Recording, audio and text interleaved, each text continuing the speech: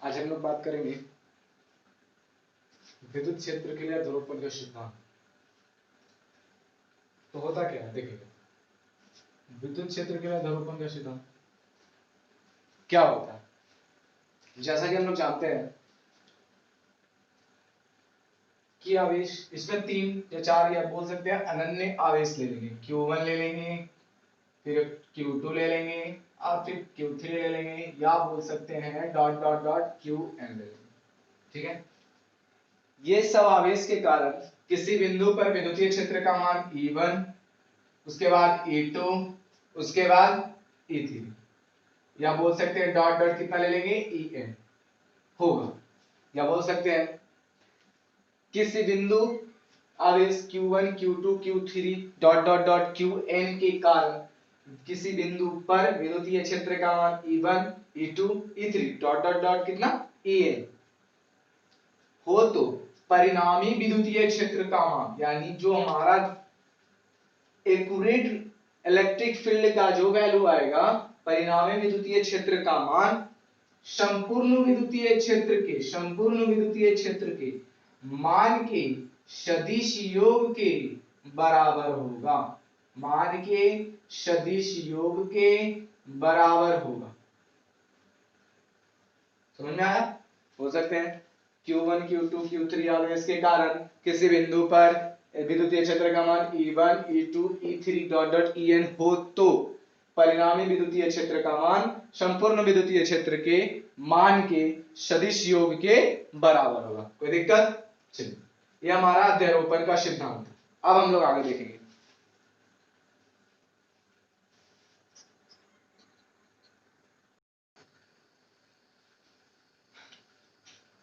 चलिए इस क्वेश्चन की तरफ चलते हैं। इलेक्ट्रोस्टैटिक्स का मोस्ट इंपोर्टेंट क्वेश्चन है। क्वेश्चन हमारा है, एक समान विद्युतीय क्षेत्र में किसी विद्युतीय द्विध्रुव पर लगने वाले बल आघूर्ण का मान ज्ञात। चलिए व्यंजक निकालना है, तो सबसे पहले एक समान विद्युतीय क्षेत्र ले लेंगे। एक समान विद्युतीय क्षेत्र E मान लेंगे, मान लिए। वहां पर देखिए बल आघूर्ण का व्यंजक निकालना है किसके सापेक्ष में? विद्युतीय द्विध्रुव के सापेक्ष में। तो विद्युतीय द्विध्रुव कहने का मतलब क्या लेना पड़ेगा? सबसे पहले विद्युतीय द्विध्रुव की एक लंबाई लेनी पड़ेगी, अल्प दूरी लेनी पड़ेगी। अल्प दूरी कितना माना गया है? 2L माना गया। एक माइनस Q यहाँ पर आवेश मान लिए, कितना आवेश मान लिए? प्लस Q, यानी यहाँ पर बल लगने से ये माइनस कहाँ चला जाएगा? प्लस के पास जाएगा। जैसे ही प्लस के पास जाएगा तो यहाँ से एक और हमने एक फिगर ड्रॉ किया, फिगर स्केच किया। तो इस फिगर को इस तरह से बना, जैसे इस तरह से फिगर को बनाए तो कितने कोण पर रखें इसको? थीटा कोण पर। इस कोण का कोई वैल्यू पता नहीं, बस मान लिए इसे थीटा कोण पर रखने से हमें ये भी पता है कि जिस सतह पर कोण बनाते हैं उसको cos थीटा लिखते हैं। ये वाला कौन सा थीटा होगा?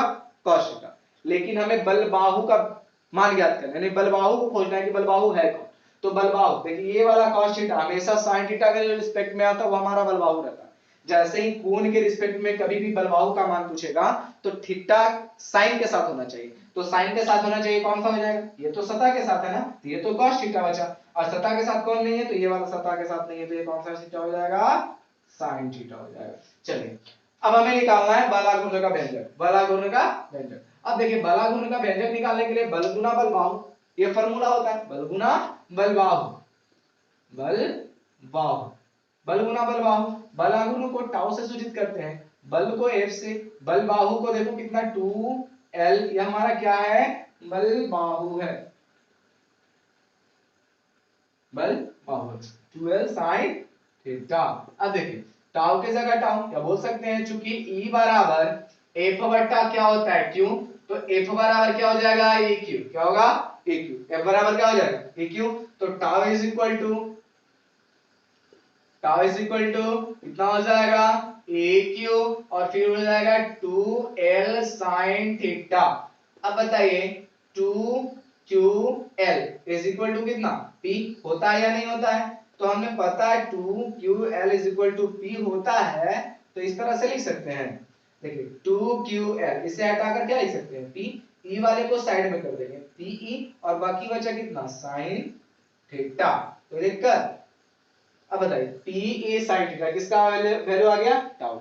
बस यही हमें ज्ञात करना था, व्यंजक निकालना था। कुछ हार्ड नहीं है, कुछ ज्यादा दिक्कत नहीं है। हमारे चैनल पे बने रहिए, सभी का सॉल्यूशन आपको मिलते रहेगा। क्लास 12 के सारे टॉपिक्स, सारे क्वेश्चंस क्लियर हो जाएंगे। ठीक है, चलिए नेक्स्ट क्वेश्चन देखेंगे हम लोग।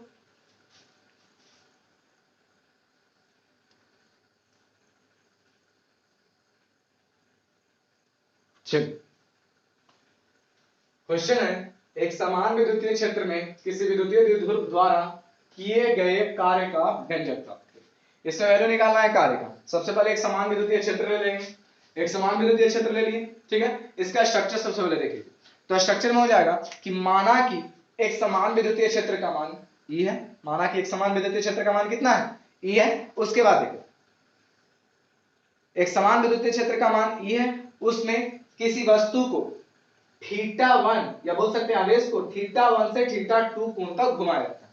θ1 से θ2 तो θ1 से θ2 देखिए ध्यान से, ये पहला वाला हमारा है, यानी पहला वाला विद्युतीय द्विध्रुव है, लिए हुए हैं विद्युतीय द्विध्रुव, ये वाला पहला है विद्युतीय द्विध्रुव लिए हुए हैं। अब बताइए विद्युतीय द्विध्रुव को ले लिए, उसे थीटा कोण पर सबसे पहले रखे, कितने कोण पर रखे, θ1 थीटा कोण पर। और जैसे उसे रोटेट किए, जैसे उसे घुमाए, यानी कि इस तरह से था, इसको इस तरह से घुमाए, इस तरह से जैसे ही से घुमाए तो इसको कोण के मान में परिवर्तन हुआ, तो θ1 से कहां चला गया, θ2, यानी पहले वाला कोण जो था वो अलग था और उसके बाद जो नए कोण का निर्माण हुआ वो अलग, इसीलिए हमें θ1 और θ2 कोण लेकर चलना पड़ा। देखिए θ1 देखिए छोटा और θ2 बड़ा, θ1 ये वाला हमारा θ1 है, ये वाला हमारा θ2, बस। तो इस तरह से जब घुमाएंगे तो किए गए कार्य का जो मान आया वो कितना प्राप्त हुआ, W।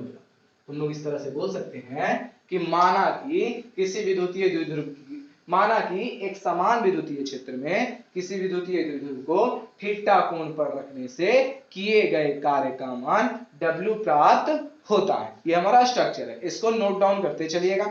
अब देखिए जब कार्य का मान निकला है तो कार्य का मान निकला है तो कार्य बराबर क्या होता है, बल गुना विस्थापन ना।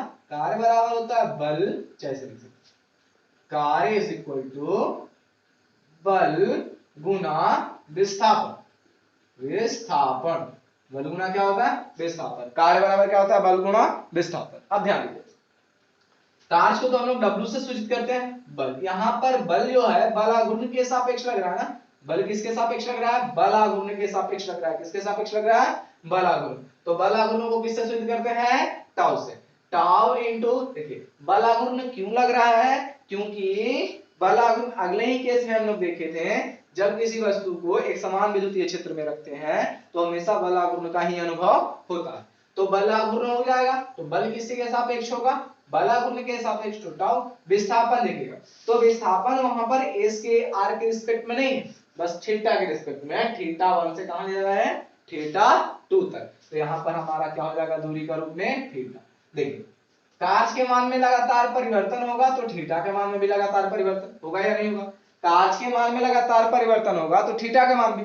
अब देखिए अगले टॉपिक में देखें कि tau is equal to Pe sin theta, tau is equal to Pe sin theta, tau is equal to Pe sin theta.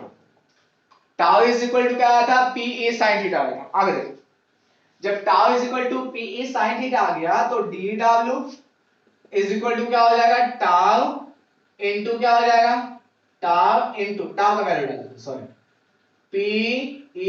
अब बताइए sin थीटा इनटू क्या हो जाएगा, d थीटा। अब बताइए sin थीटा इनटू क्या आ गया, d theta. sin theta into क्या आ गया, d थीटा। अब कोई दिक्कत, sin theta into d theta. अब देखिए सबसे पहले हमें क्या करना है, इंटीग्रेशन करना पड़ेगा, क्योंकि दोनों साइड में क्या है, d है। सबसे पहले क्या करना पड़ेगा, इंटीग्रेशन करना पड़ेगा। क्यों करना पड़ेगा, क्योंकि दोनों साइड में क्या है, d।